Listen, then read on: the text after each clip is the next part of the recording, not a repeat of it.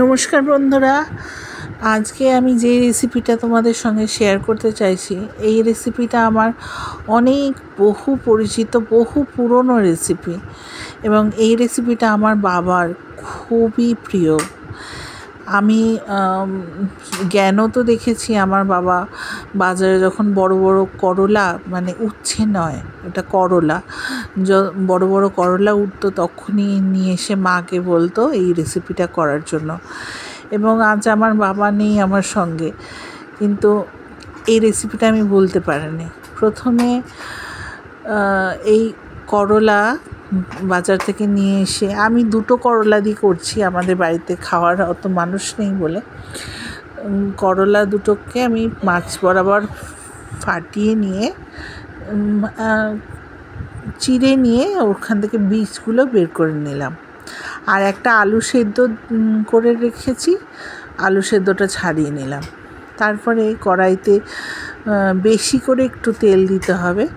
এই রেসিপিটা খেতে গেলে একটু তেলের দিকে মায়া করলে চলবে না। পেঁয়াজটা ভালো করে ভাজতে হবে। আমি একটু বেশি করে পেঁয়াজ নিয়েছি, দেখেছো তো। অর্ধেক পেঁয়াজ আমি বাটায় দেব, অর্ধেক পেঁয়াজ আমি এমনি ভাজা অবস্থায় দেব।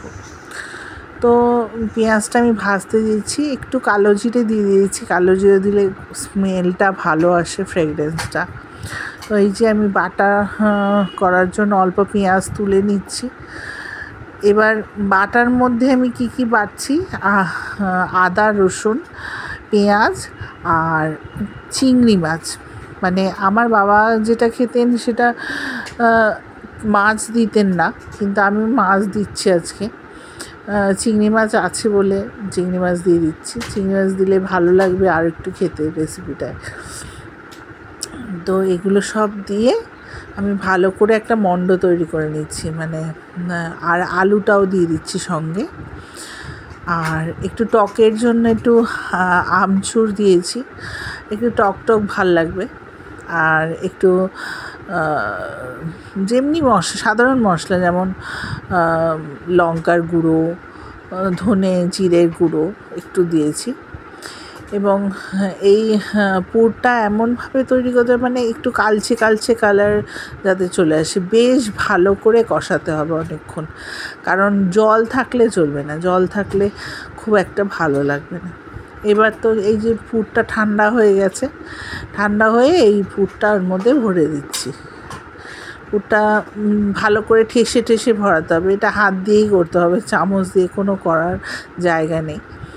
এরকম আমি দুটো মধ্যে পুর ভরে নিলাম। ভরে নিয়ে এবার ভালো করে হাতটা ধুয়ে এসে সুতো দিয়ে বেঁধে নিতে হবে। এটা সুতো দিয়ে বাঁধতেই হবে, কারণ এটার মুখে আমরা বেসন টেসন আটকে দিলে ভালো লাগবে না। সুতো দিয়ে বেঁধে নিলে ওই মাছ থেকে যে একটুখানি ভাজা ভাজা পোড়া পোড়া হয়ে থাকবে, ওটা খেতে বেশি ভালো লাগে। তো আমি ভালো করে একটা সুতো ভিজিয়ে ধুয়ে এই সুতো দিয়ে ভালো করে বেঁধে নিচ্ছি।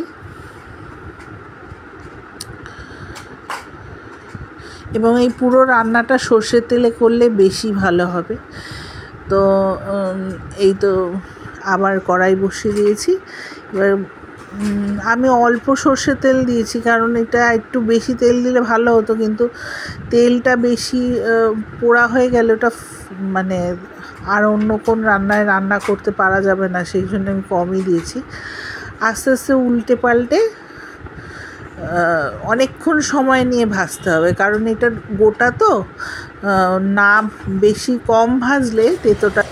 আবারও কড়াই বসিয়ে নিলাম এবং তার মধ্যে সর্ষের তেল, ভাজা তেলটাই দিয়ে ওর মধ্যে কালো জিরে ফোড়ন দিয়ে টমেটো পেস্ট দিলাম প্রথমে।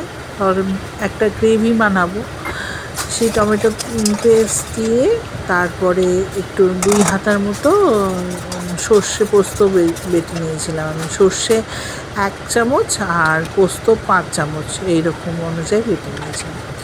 তো এটা ভালো করে একটুখানি ভাজা ভাজা করে একটু দই দিয়ে একটা ভালো করে গ্রেভি বানিয়ে এই গ্রেভির মধ্যে এই ভাজা উচ্ছেটা দিয়ে দিতে হবে। এই যে লাস্ট আমি মাঝে করিনি ভিডিওটা, এই লাস্ট ফাইনাল লুক এইরকম হবে।